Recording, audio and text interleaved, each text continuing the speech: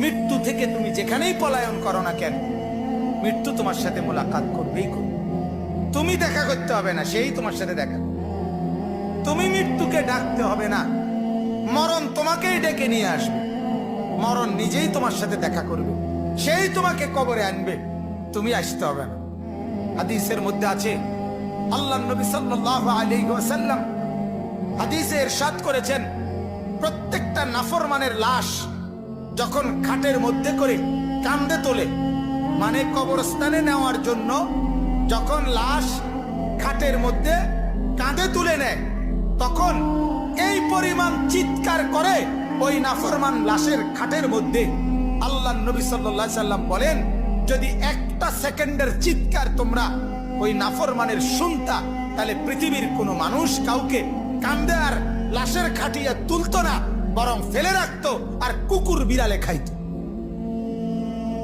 এরা শুধু চিৎকার করে নাফরমান বলে, আল্লাহর দোহাই আমার স্বজনরা আমার ওইদিকে নিও না, ওই কবরে আমারে নিও না, নিও না আমারে ওইখানে, নিও না আমারে, নিও না। হায় তোমরা আমারে কই নিচ্ছ? তোমরা না আমার স্বজন, তোমরা না আমার সন্তান। আরে নামাজ ছাড়া বাদ তো কুত্তারও মেলে, বাদ তো জানোয়ারেরও মেলে, বাদ তো বেঈমানেরও মেলে। এটা তো আশ্চর্যের কিছু না বেটা। ভাত খাবার এটা তো বেঈমানেও খায়।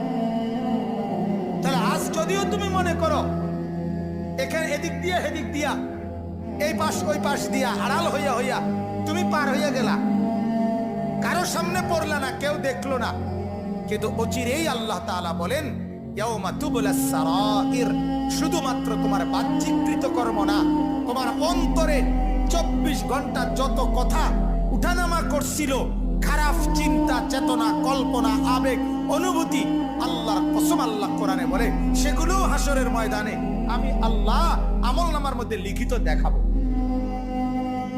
ইয়াউমা তুবলাস সারাইর। বুঝেন? এখন তো দিলের কথা কেউ জানে না। আপনার ভিতরে কি ঘুরতেছে আমি জানি, আপনি জানেন আমার দিলে কি ঘুরতেছে।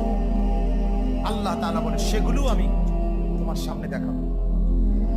যে মা, যেই বাবা তার ছেলেটাকে আল্লাহর কোরআন শিখালো না, ওই বাবা যদি ওই ছেলেটাকে 70 বার আগুনে পোড়ায়, তাইলে যতটা ক্ষতি না হবে, আল্লাহর কসম ওই বাপ তার সন্তানকে কোরআন না পড়ায়া তার চাইতে বড় ক্ষতি করে দিল। আপনি আপনার ছেলেটার বড় ক্ষতি করে ফেললেন।